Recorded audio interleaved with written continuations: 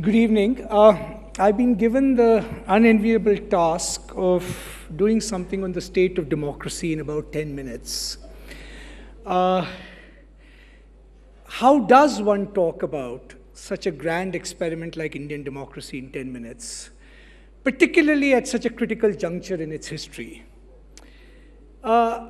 I'm not going to do a straightforward scorecard of the last 5 years, the gains and losses. I think over the last 2 days, you've heard a lot of deliberations on the significant challenges India has faced or not faced over the last 5 years. Everything from the architecture of social welfare schemes to the agriculture crisis to demonetization. I'm actually going to do something a little bit more abstract and talk about, I think, something we are not talking about enough when we draw up the scorecard of Indian democracy over the last 5 years. Right? One measure of the fact that I think Indian democracy is not just in crisis, but there is a deep, deep diminishing of hope at this juncture compared to 5 years ago or perhaps 10 years ago, is the following. The 2019 election is an election with very high stakes. Many would argue this is an election that is central to the survival of democracy, because if some balance of power is not restored in this democracy, democracy will be in peril. But the paradox is it's a very high stakes election, but it's also an election with very low expectations, right? What are the low expectations? Will our democracy survive? Will we muddle through the way we have over the last few years? All the big repositories of hope that we had accumulated over the last 10, 15 years. India is at the cusp of a structural transformation, right? India will, in a sense, reach a new stratosphere of growth and inclusion and job creation. I think all of those expectations have been deeply disappointed. So it's going to be an election of high expectations, high stakes, but very, very low expectations. And why is that the case? And this is really the one big point I want to make. Because I think there is something happening to our democracy which is mutilating what one might grandiosely call the democratic soul. Right? We are becoming a nation of resentful hearts, small minds, and constricted souls. In some senses, democracy should be an occasion for exuberance, lightness, freedom, gaiety, celebration, where one is heading is more important than where one comes from. Right? Instead, what is our democracy becoming? A throwback to the past. Right? So let's just very quickly look at what are we losing in this democracy? Okay? So I'm going to ask you a question. How many in this room think of themselves as nationalists? Put up your hand. Okay? Oh, not bad. Of those of you who put up your hand, how many of you have a certificate that can prove to me that you're a nationalist? Okay? So the first thing that has been taken away from us, right, is our own nationalism, right? Rather than the presumption that all of us are nationalists, this has become something we have to prove, right? Paradoxical, in an age of nationalism, nationalism is the very thing that has begun to divide us and mark us, okay? So, राष्ट्र गया आपके हाथ से, right? जितने भी राष्ट्रवाद की बात करें. Okay, let's move on to something else I'm sure you care about, truth. Right? It's true, all societies are marked by mendacity, propaganda. All regimes like to manipulate that gray zone between truth and falsehood. Right? All regimes, in a sense, like to create an environment which is propitious for them. It's true. Okay? But have you ever experienced a moment in the last 20 years in Indian democracy where the purpose of the production of knowledge was not truth, but something far more insidious? It was to relieve you of the burden of thinking altogether. Okay? It's not about falsehood. It's not about mendacity.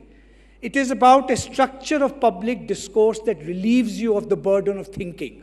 Don't ask questions. You're anti-national. Okay? So, Rashtra gaya, Satya gaya. Now let's come to that cornerstone of our democracy, this exuberant thing we call freedom. Right? Okay?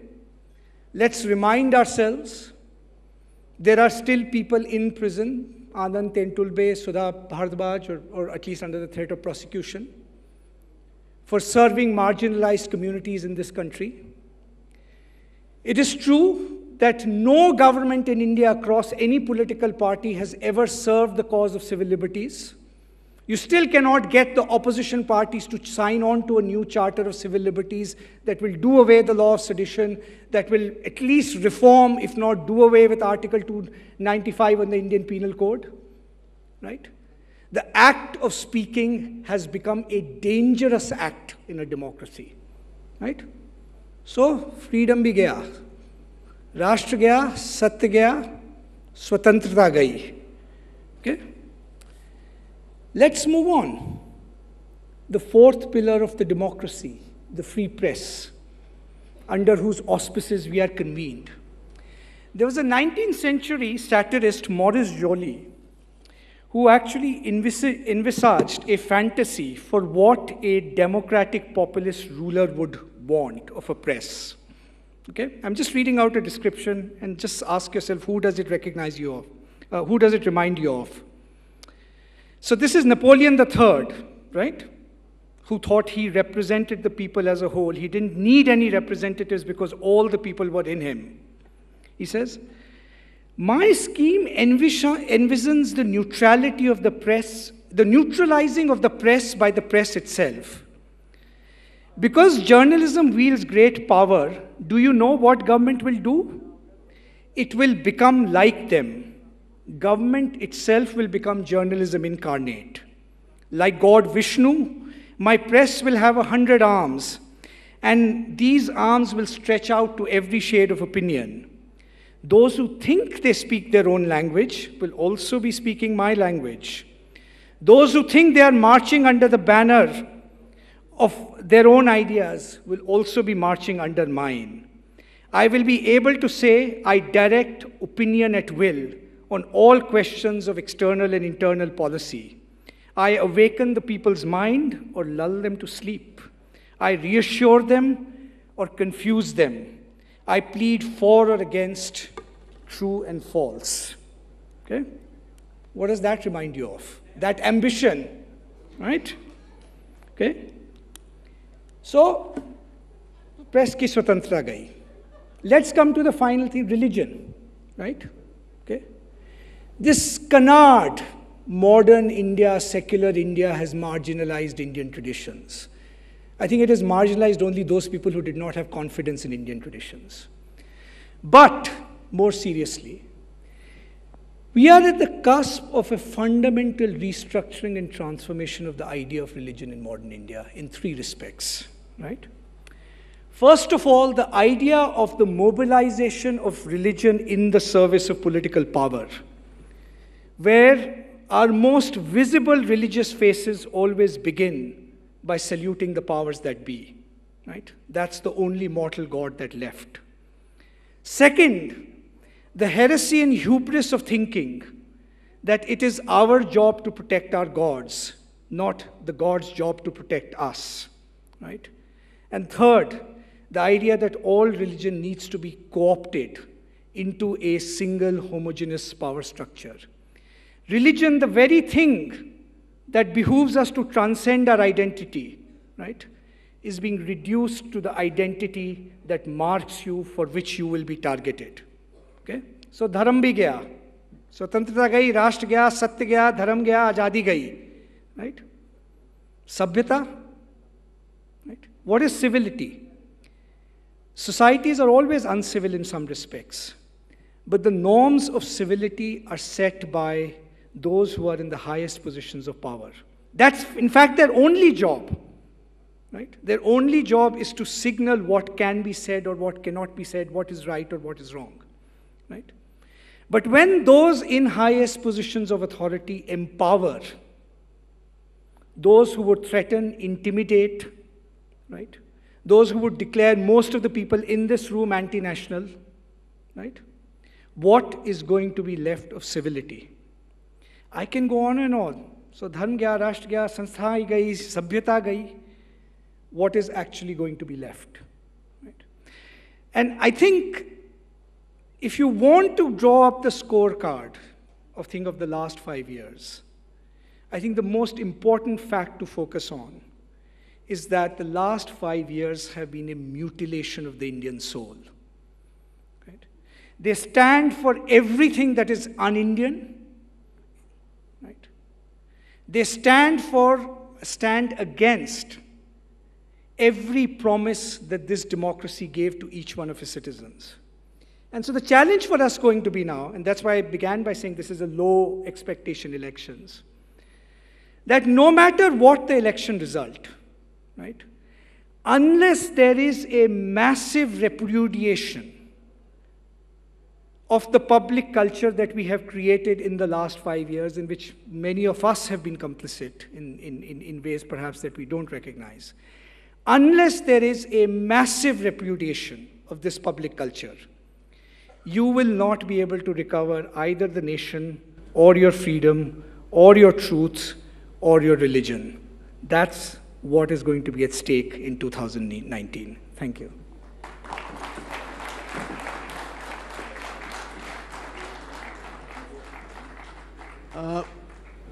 Pratap Bhanu Mehta is one of our leading public intellectuals. You've laid out over the last 13 minutes all that you think has gone wrong with India in the last 5 years. Is there anything you think has gone right with the India story as well? Or do you only see the negatives or comment only on the negatives? The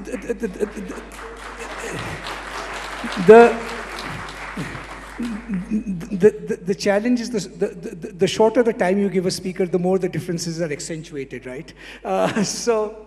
No, look, I think to put it in context, right?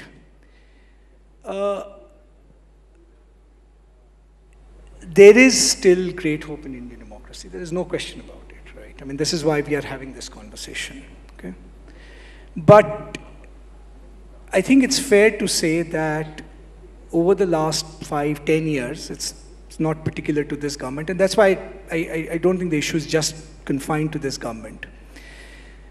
The kind of transformative possibilities that we thought possible 10 years ago seem to be out of our grasp, right? India is at the cusp of so many fundamental transitions as we've heard over the last 2 days, right? Ask yourself the question, have we made the transition from crony capitalism to well-regulated markets? The answer is maybe a little bit here, a little bit there, but broadly no, right? Ask yourself the question. Right? Can I ask you that question, Mr. Mehta? Sure. In terms of how assets were allocated earlier, which was completely ad hoc, to how assets are being allocated now through e-tendering and auction, there is a world of difference.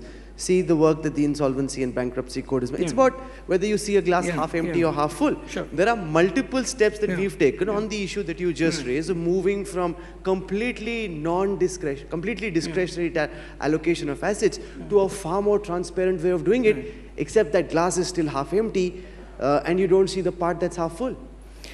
I think, Rahul, on this one in particular, I think the jury is still out on whether it's still half empty. In fact, as we speak, the IBC code is being undermined, as you know, in very many backhanded ways. The concentration, the fundamental test of corruption, right, is not transactional corruption. The concentration of plutocratic power in the Indian economy has not diminished. That is a fact. Okay? Can you think of any other major economy in the world with this much concentration of plutocratic power by a small group of actors across a very large number of critical sectors? That is what corruption actually is. Okay? We are not tackling that.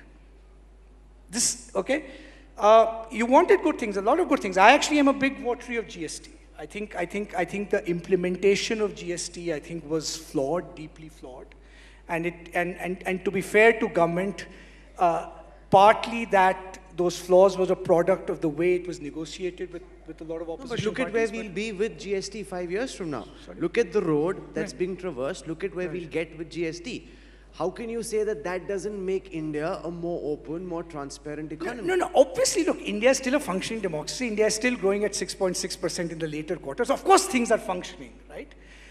I think the question is not, right, whether some things have, I mean, that's the low expectation bar you're setting, right? The question is whether given the mandate this government had and the majority it had, whether we lost the opportunity for creating fundamental transformations that would produce growth and jobs. Mr. Mehta, the government never had your mandate, and therefore it's not the government's job to fulfill your expectations. The question is, for the people who voted for this government, do they believe that their expectations are being fulfilled? Your idea of India is not evolving in the way that you'd like. There are people out there who have an idea of India.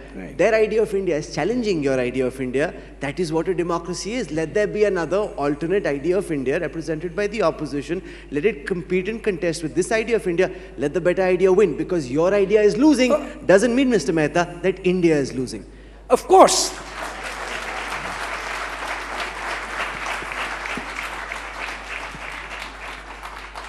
Rahul, what you said is a platitude. Of course, India is a contest of different ideas of India.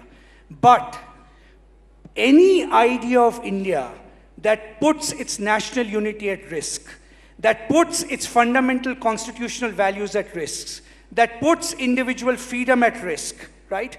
That creates a public culture, right? That divides citizen from citizen. If you want the defeat of that idea of India, sure, you're welcome to it. Okay? Absolutely, you're welcome to it, right? And of course, it is up to the people of India to decide whether this idea of India wins or some other idea of India wins. The beauty of this idea of India was, this was an idea of India that said we can live together despite our differences, right? This was an idea of India that did not say unity in diversity. It said we are diverse in our unities, right? This was an idea where you did not have to prove your patriotism. This was the idea that is actually giving the constitutional protections that you and I are talking about. This was an idea of India, Mr. Mehta, that over a period of time got subverted to the extent that government started saying that minorities have the first right to the country's natural resources. An idea of India which got subverted in the sense that only certain areas started receiving electricity, whereas certain areas were not given electricity. Now, there is more rational allocation of all resources, which doesn't look at caste, which doesn't look at religion. Rational allocation of, because yes, I think untransparent electoral bonds are very rational allocation of resources, right? If you want to talk of plutocracy, but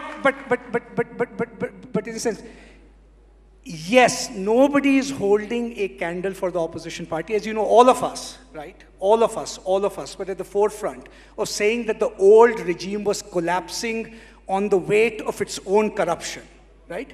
But look, you can call out the hypocrisy of liberals, but for God's sake, if you want to take down liberalism with it, then you are cutting your nose to spite, cutting your nose in spite of your face, right?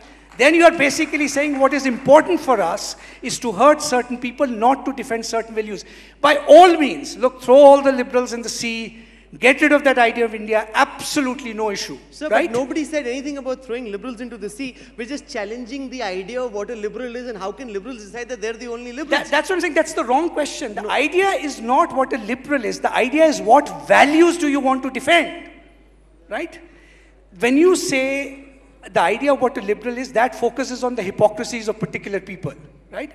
God knows, the Anshan regime we had was a tissue of those hypocrisies, which is why it collapsed, right? Which is why it collapsed of its own failures and contradictions, right? But when you are throwing out that Anshan regime, the question is, do you also want to throw out those ideas, right? That made this constitutional republic one of the grandest experiments in democracy in the modern world. That's the question. Throw out the Congress, also, but replace it with something better, not something worse. Therein lies the greatest liberal failing. To come up with an idea which contests with an alternate idea that's being presented that is challenging the old idea of India, and now the liberal idea of India is falling under its own contradictions. I'll tell you, the contradiction is not in the liberal idea of India. The elections are about a contest of credibility, right? And there I will be first to concede, as I've consistently done, that the credibility of all those people who claim to be bearer of those liberal ideas, right, actually wore thin. They were right, people were right to be suspicious of those people, right? But the question is, when you're suspicious of them, on what grounds are you suspicious? Are you suspicious because they don't uphold your ideals? Or are you suspicious because you want to tear down those ideals and replace them with something soul-stultifying and constricting? That's the question. Soul constricting for whom is an idea that we leave for everyone who goes out and casts their vote. Whether we agree or whether we disagree, this is the intelligence exchange, and it is about the exchange of ideas. Ladies and gentlemen, at the India Today Conclave, can we have a warm round of applause for Pratap Bhanu Mehta? Thank you very much, sir.